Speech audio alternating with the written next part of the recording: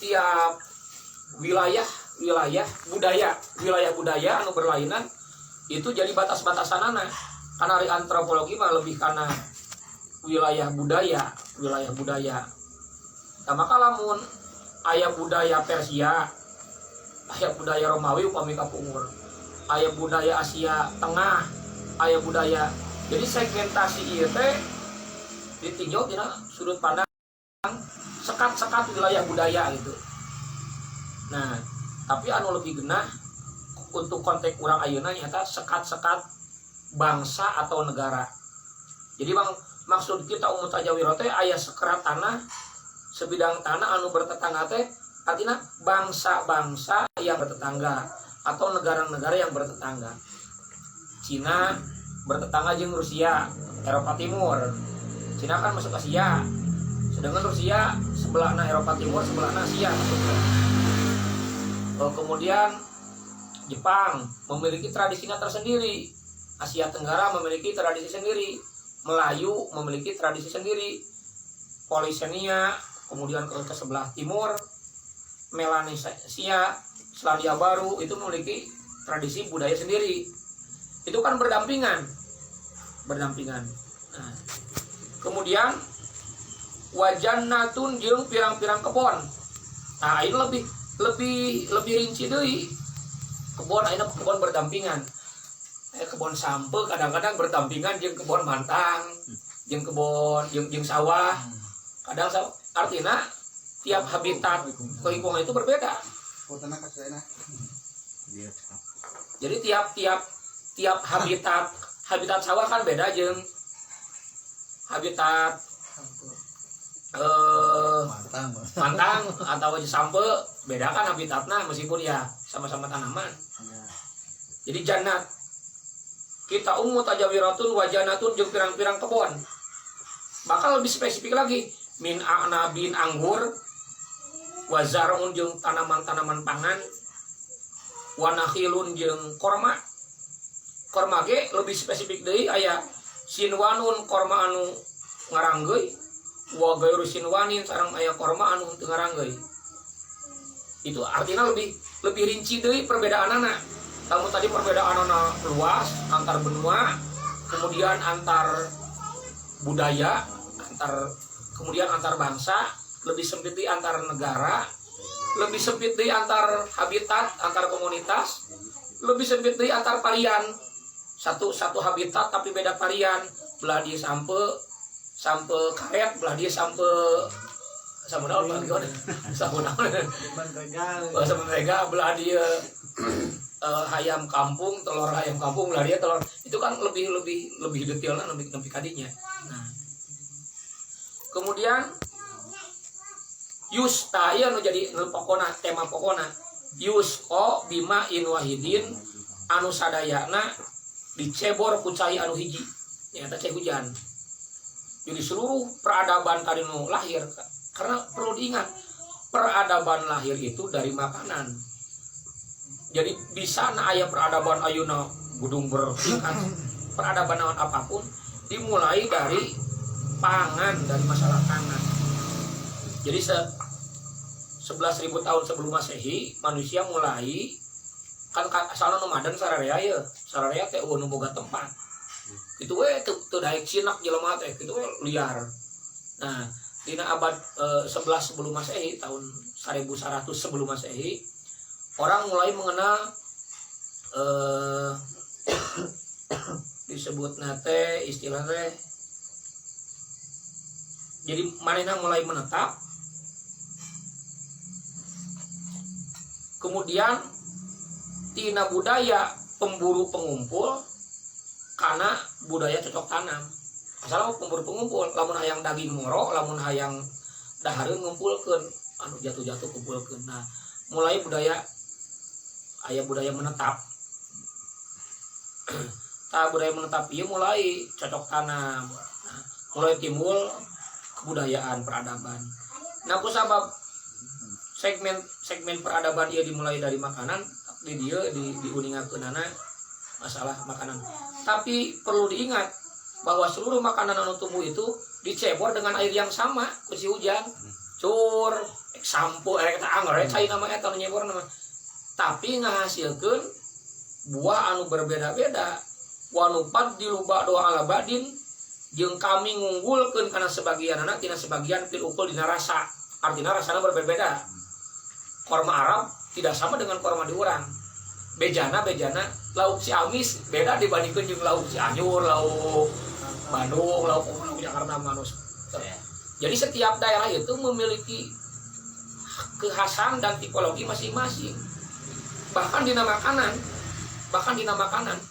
biasa terkenal kan Cianjur lauk terkenal Ciamis dodol terkenal Garut padahal di urang kayak sarua aja dodol gitu tapi kunaon spesifiknya lebih terkenal Garut jeruk kayak beras tagi jeruk Garut jeruk California kan di urang aya bedang kamarnya varian bagus California di urang aya sebenarnya tapi kan bahkan anu sangat menarik sah anu ajaran nuang kupat eta teh geuning anu caina kudu khusus di singa tadi mana teh Kawalu Tanjung tak kupat Tanjung itu kan aneh artinya dalam arti kupat besarua di mana tapi kan dengan air itu air yang didapatkan itu kok kupat eta bisa spesial bisa bahkan harganya bisa mahal daya tahannya bisa 3 poe leuwih gitu berarti kan memiliki kekhasan masing-masing ubi celembu kan sarua gitu. Lamun ditanam di luar Cilembu itu sebenarnya anggar beda karasa gitu ku penikmat itu karasa nah wangsul deui perlu diingat itu semua dicebor ku cai anu hiji jadi setiap kekhasan daerah masing-masing sumbernya mah hiji cai dirinya sawab tanpa cai tatangkalan moal jadi secara syariat nah inna fi dzalika laayati liqaumi yaqilun padahal yang demikian terdapat tanda-tanda bagi orang yang mau berpikir yang tilun. Nah, naon korelasina ayat eta sinareng tema orang Islam Indonesia? Priyogi diketahui bahwa Islam itu memiliki 2 wajah. Wajah pertama Islam teh wajah universal. Wajah anu universal berlaku di semua zaman, di semua tempat anu sifatna formalistik baku nyata syariat atau fikih syariat anu diwakili ku fikih itu sama di Arab sholatna 4 rakaat jadi 4 rakaat mundur teh di Spanyol 4 rakaat di mana deui di mana 4 rakaat teh itu wajah Islam anu sifatna formalistik baku nyata syariat atau fikih dimanapun tetap gitu karena puasa di mana-mana puasa mah anggar di bulan Ramadan sugan di bulan mulut gitu anggar di mana di bulan Ramadan itu Islam anu wajahna wajah formalistik baku berlaku di setiap zaman di setiap waktu di setiap tempat sama di negara manapun dengan budaya macam apapun tetap gitu nah contoh dari universalitas Islam teh anu sifatna baku sareng formalistik seperti Ka'bah sebagai kiblat. Ka'bah sebagai kiblat umat Islam sedunia yang harus sholatnya kudu kadinya. Mulai yang harus ke Tokyo atau ke mana. Cuma engke Islam memiliki wajah satu deui, dia mah wajah baku formalistik. Nu kadua wajah fleksibel. Jadi aya wajah formalistik anu baku, kaduana Islam teh memiliki wajah tasawuf anu fleksibel atau wajah fleksibel. Nah, contoh anu baku nanya eta Ka'bah sebagai kiblat. Nah, anu fleksibel arahna lamun ti Amerika kan kawetan salatna, lamun ti Madinah ka kidul. Lamun ti Yaman ka kaler. Lamun ti urang barat daya. Eta kan berbedaan di tiap tempat. Tapi kan Ka'bah nama anger. Jadi kiblat nama anger, cuma arahnya berbeda-beda. Itu anu sisi Islam secara fleksibel. Nah, tamaka dina setiap ideologi, ajaran apapun tetap mengandung 2 sisi eta. Aya sisi anu formalistik baku, aya sisi anu fleksibel. Gumantung muqtadul hawa makom. Contoh lebih spesifik dina fikih misal. Dalam satu madhab saja di dina fikih, madhab Imam Syafi'i taruhlah. Imam Syafi'i itu memiliki dua kaul qadim jeung kaul jadid. Kaul qadim artinya pendapat Imam Syafi'i ketika aya di Baghdad, artinya kaul yang lebih dulu lah. Kaul jadid, kaul baru ketika Imam Syafi'i setelah berada di Mesir. Kenapa dalam satu madhab dan satu orang imam saja memiliki dua interpretasi terhadap agama? Karena memiliki tempat yang berbeda. Contoh kasusnya, ketika di Irak, ketika di Baghdad, Imam Syafi'i ngaluarkeun fatwa bahwa pantal kulit awewe jeung lalaki teu batal. Imam Syafi'i itu teu batal. Atau kulit jeung awewe teu batal. Itu Imam Syafi'i. Kaul jadid ketika berada di Irak. Akan tetapi ketika ngalih Imam Syafi'i ke Mesir, Alexandria tepatnya yang meninggal di Alexandria di Iskandaria, itu ngaluarkeun fatwa laki-laki jeung perempuan beda jenis itu batal lamun pantal kulit. Ternyata ketika di Paluru anu beda teh konteks lingkunganana. Di Baghdad bukan hese cai, lamun tiap pantal kulit batal. Hayo wudu meureunna. Ya si buri ingat bahasa ulang tahun muslimat. Si buri ngeri ka itu ka mana? Ka gor. Gor nanti deh. Stadion. Barang datang teh subuh datang teh. Begitu turun hujan teh badag lumayan lah, hujan teh badag. Anu sabab udah tempat wudu teh aya teh apa atang aya bernyadiakeun teh aya 2 WC di deudeut sederhana WC 2. Anu paten WC teh. Di aksaraan laki-laki perempuan biasalah di umumna WC gitu. Sabab ai rata-rata tina mobil mah narahan ngompol eta teh. Jadi barang turun teh anu dipikirkeun panggeulana memeh wudu teh ngompol heula. Jeung ibu-ibu lebih mendominasi daripada laki-laki. Masalahna biasa ibu-ibu pinu. Oh, dah ngarompol teh ya. Lalu pas kedua laki, dasar ibu-ibu teh beunang ditahan we nya. Bu, ieu geus diaksaraan. Naon akibatna? Tiap si ibu keluar batal deui da atal wae jeung lalaki. Akhirna bolak-balik kan keseleun para ajangan unggul kan hadir teh lobana ajangan. Atuh Bu, cenah. Mun saya cenah wuduna ulah ya Pak, budu sempurna ge batak, nya mah alus budu sempurna teh. Tapi kan ke suasana kitu bakal kalak nyangkeulkeun batur beak manteng waktu subuh eta. Geus taralek jam 6 lah. Kumaha? Dalam artian pikir itu aya sisi fleksibelna ningali situasi tempat jeung zaman. Nah, maka Imam Syafi'i ngaluarkeun fatwa ketika di Alexandria di Mesir bahwa pantal kulit jeung awewe teh batal sabab loba cai. Sabab di bantaran sungai ini kan eta teh ari tempatna kota Mesir, kemudian Alexandria kan teu jauh di bibir pantai utara Afrika eta teh. Itu kan di Baghdad kan di tengah-tengah gurun ieu. Maka dengan konteks tempat anu berbeda menghasilkan produk hukum anu berbeda dalam satu madhab dan satu orang imam, apalagi dengan madhab-madhab nu sanes. Nah, dengan demikian setiap tempat memiliki kekhasan masing-masing. Nah, berangkat tina ayat ieu, mari kita pahami kata Islam Indonesia nu tadi sebagai tema utama. Islam Indonesia. Nah, Islam diibaratkan cai nu hiji tadi. Islam itu diibaratkan cai nu hiji tadi. Tapi ketika cai eta tiba dina tanah itu ngajadikeun berbeda-beda jajadian pepelakan. Maka sama ajaran Islam anu universal ketika menyentuh ranah-ranah lokal bakal melahirkan tipologi Islam anu berbeda-beda gitu. Di Spanyol mah kieu Islam teh, di Turki mah kieu. Nah, termasuk di Indonesia. Ayo mari kita sedikit mempelajari tentang Indonesia. Meskipun ahli nanya, terus terang ahli. Indonesia itu kita kenal sebagai orang Indonesia.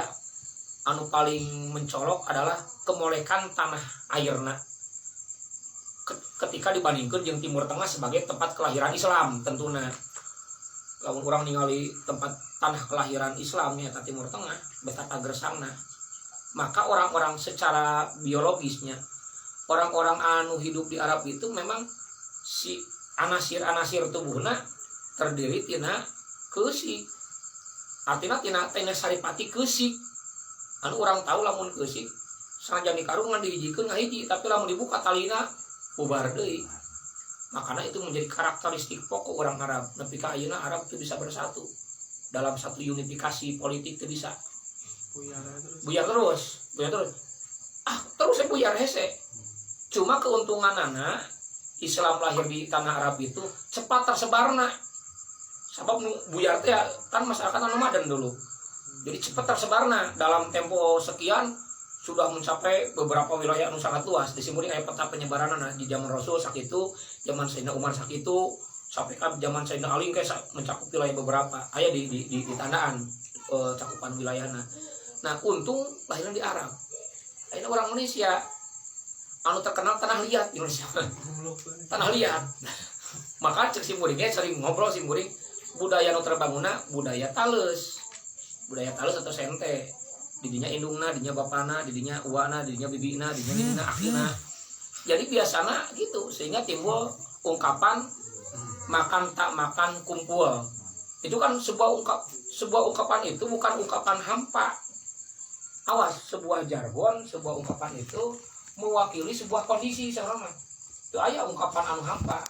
Karena memang kondisi Indonesia anu tadi teh makan tak makan kumpul teh memang kudu ngariung. Itu arti asa dibuktikan. Buat kurangnya baru orang lamun masantren lamun nyaba itu babari lewe babari balik orang Sunda asli meskipun teu sakabehna aya orang-orang tapi lamun dibandingkeun jeung suku sedian urang panglemaahna dina bidang nyaba coba di dinya we itu utak-utak sakali masantren jauh teh lewe jeung hayang balik gitu atau nyaba boga babaturan boga rekan-rekan orang Sumatera aya nu 10 tahun teu balik geus kawin geus boga anak teu balik keneh ngaranna Zulkarnain orang Batak itu biasa orang Jawa makanya di pentas-pentas nasional teu aneh lamun suku Sunda anu notabene nomor 2 terbesar di Indonesia itu jarang muncul di percaturan politik nasional. Pernah jadi wakil presiden sakali beureun Bapak Umar Wirahadikusuma baheula meskipun teu nganapikeun peran-peran sanes.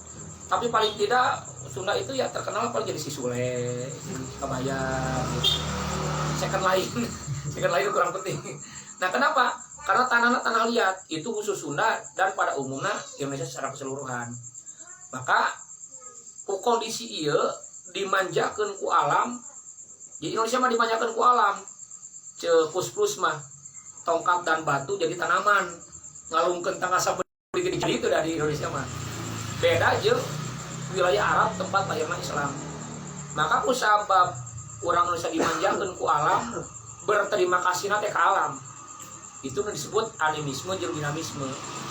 Jadi aya kepercayaan terhadap alam, baik anu benda mati atau benda hidup, ngaranna animisme dinamisme itu sangat kuat untuk konteks Indonesia. Matak loba orang Indonesia mah tempat keramat gitu. Tempat keramat, gunung, tempat keramat. Rungkun tempat keramat loba orang Indonesia mah loba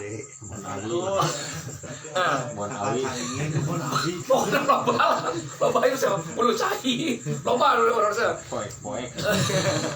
naon sabab dimanjakeun ku alam maka secara logis jelema itu akan berterima kasih kana dat atau kana sesuatu anu ngamanjakeun dirina ketika berterima kasih nyuguh teh ka gunung nyuguh ka laut itu fenomena biasa untuk konteks negara-negara anu dimanjakeun ku alam. Kamu di Arab kan patung. Tanaman negara itu. Nah, Indonesia gitu. Maka ketika Islam datang ke Indonesia, Mekah dan Madinah ditambahkan di daftar tempat-tempat keramat. Dan oleh orang Islam yang taat, Mekah dan Madinah mendapatkan posisi lebih utama tinimbang Gunung Gede, tinimbang Gunung Putri dalam hal kekeramatanana gitu. Nah, maka mulai orang Indonesia berorientasi wawasan internasional dina masalah agama, tapi dina budaya jeung praktek tetap ngakar dina tradisi lokal. Madinah hal ieu pisan Islam anu sumping di daerah Arab dengan budaya anu geus jadi bajuna kan teu bisa. Teu bisa suatu ajaran itu datang taranjang. Teu bisa. Jadi suatu ajaran apapun, ideologi apapun datang ke suatu daerah taranyang teu bisa, mesti make baju budaya tempatna lahir. Jadi ketika Islam datang ke Indonesia, tentunya manehna make baju budaya tempat manehna lahir. Ngan ku sabab teu cocok ku jeung budaya urang, maka Islam dengan model demikian tertolak atau tepati payu gitu. Tepati payu. Nah, baru ketika abad ke-14, abad ke-14 di Timur Tengah, di pusat-pusat Islam, ukur mejeuna gandrung kana tasawuf. Semisal Imam Ghazali wafat tahun 1111, kemudian Syekh Abdul Qadir Jalani tahun 1116, kemudian Ibnu Arabi tahun 1200 sekian, sampai kan menjelang abad ke-13 terakhir itu kegandrungan tasawuf di Timur Tengah keur mewujudna meuweul. Nah, kegandrungan tasawuf Timur Tengah ieu sebenarnya disuntik di India, lain khasna Arab lain sebenarnya. Disuntik di daerah Iran, mantan Persia, Iran itu mantan Persianya, yang disuntik di daerah India. Ketika ulama-ulama India seperti pendiri Naqsabandiyah kan, Bahauddin An-Naqsabandi kan orang India, pengarang kitab Fathul Mu'in, si Jainuddin Al-Maribari kan itu India, Al-Maribari itu India Selatan. Seperti disuntik di India, ulama-ulama ke Mekah sebagai pusat keramat dunia Islam ke Mekah. Kemudian ulama Indonesia anu datang ke Indonesia untuk belajar di Mekah sebenarnya tidak belajar pada ulama-ulama Mekah ansik. Namun sebabna Mekah pada saat di bawah Khalifah Turki Utsmani madhabna Maliki, madhab resmina. Jadi tersinkron lamun India anu pahamna Syafi'i, kemudian Persia ge sami anu pahamna Syafi'i, Indonesia ge sami lamun kudu notor langsung ka ulama-ulama Mekah. Maka mereka belajar itu di luar madrasah. Karena madrasah pokok Mekah itu ngajarkeun, dan belum Wahabi belum, ngajarkeun paham Maliki. Karena itu aturan resmi di Daulah Utsmaniyah. Jadi Daulah Islamnya dua, Daulah Utsmaniyah di Turki, Daulah Mogul di India itu teh. Jadi waktu syariat teh. Dua nana runtuh pasca perang dunia kedua. Nah, kusabab etana Maliki, maka sebenarnya banyak disuntik di India. Banyak lah mau dicarioskeun datanya terlalu banyak.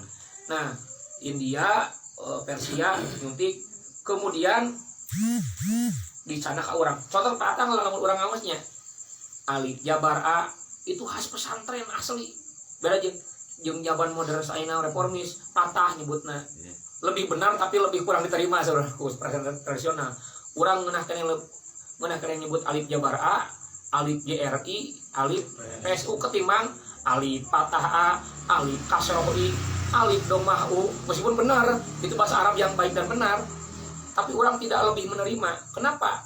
Karena Jabar JRPS itu bahasa Persia, bahasa Iran. Jadi melalui Iran, orang berhutang budi karena penyebaran Islam. Nah, ketika kegandrungan tasawuf ieu lahir di Timur Tengah,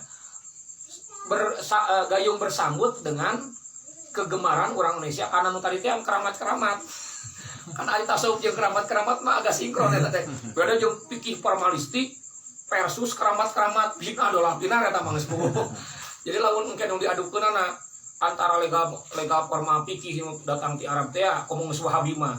Geus Wahabi mah ka dieu akan sangat bertentangan jeung budaya lokal Indonesia. Sama bina adalah pinar kana. Nah, maka anu paling sinkron teh anu paling mungkin gayung bersambut teh antara ajaran tasawuf anu mewuh di Timur Tengah bersambut dengan lokalitas Indonesia. Makanya sampai hari ini pun warna tasawuf sufistik itu sulit dikikis langsung habis ku kaum reformis jeung kaum modernis anu ayeuna memang tampil di urang di antara ku Muhammadiyah diwakilina atawa kaum-kaum fundamentalis anu memujuna mau zaman ayeuna. Itu kan mereka belum mendapatkan tempat yang layak di hati masyarakat Indonesia secara umum. Maka di hal ieu NU berada di dalam jalur dan trek yang benar untuk tetap melestarikan tradisi, budaya, bangsa dan negara Indonesia dina ngalendingkeun ajaran Islam anu universal. Nah, sampai batas-batas tertentu. Tentunya orang kan bermetamorfosis sama orang ya. Kiai Hasyim Asy'ari itu pengagum Muhammad Abduh. Awas ulah kok. Kiai Haji Hasyim Asy'ari itu pengagum Muhammad Abduh. Dia sangat suka karena tafsir Muhammad Abduh. Tapi Kiai Hasyim Asy'ari ngalarang santrina maca tafsir Muhammad Abduh. Kenapa? Karena menjelek-jelekan tradisi eta, bukan keterbukaan pemikiran anu rasionalis. Muhammad Abduh kan rasionalis terbuka. Bukan itu yang ditolak ku Kiai Hasyim Asy'ari, tetapi cara anak anu melecehkan, ngebid-abinahkeun, nyalah-nyalahkeun kaum tradisi lokal. Makanya pergerakan orang, namun sampai karena pergerakan, bergeraklah di atas landasan yang demikian. Jadi orang mah Islam datang teh, namun orang maju Islam, orang datang dihadir di masyarakat, lain ek ngadobrak budaya, tapi erek ngesian budaya ku ajaran Islam. Jadi Islam datang ke sebuah negara anu tadi di dieu mah berbeda-beda warnana jeung rasana, itu bukan akan melenyapkan rasana, tetapi akan merubah ke arah yang lebih baik. Tapi ieu pokoknya bilih engke masuk karena sinkretisme. Sinkretisme mah perpaduan antara Islam jeung budaya lokal kemudian terpisah tina pusatna. Jadi dia menjadi sebuah agama tersendiri atau menjadi sebuah keyakinan tersendiri, komunitas tersendiri. Urang mah henteu. Edu mah henteu gitu. Jadi teu kena ayeuna urang narima ajaran Islam ku budaya lokal urang, kemudian hilang identitas universal Islamna. Henteu. Tetap urang orientasi tetap ka Mekah, orientasi tetap kana Quran hadis, orientasi tetap kana universal Islam, akan tetapi dina penerapanana teu ngalabrak budaya-budaya setempat. Nah, bergeraklah orang dina landasan eta. Itu pangten gambaran umumnya tentang Islam Indonesia, meskipun sangat jauh tina spesifik, da terlalu luas simbolik gambaranana terlalu luas, tapi mudah-mudahan tangkapan umum dia, pandangan umum dia cukup memberikan peta anu luas bikin pergerakan. Tinggal engke dipersempit deui karena tema-tema anu lebih spesifik bikin pergerakan orang. Cuma frame luasna tos kabayang. Apalagi ketika Arab Saudi dikudeta ku Wahabisme, itu lebih tidak sinkron lagi jeung Islam Nusantara atau Islam Indonesia. Wallahul muwaffiq ila aqwamit thoriq. Wassalamualaikum warahmatullahi wabarakatuh. Waalaikumsalam warahmatullahi wabarakatuh.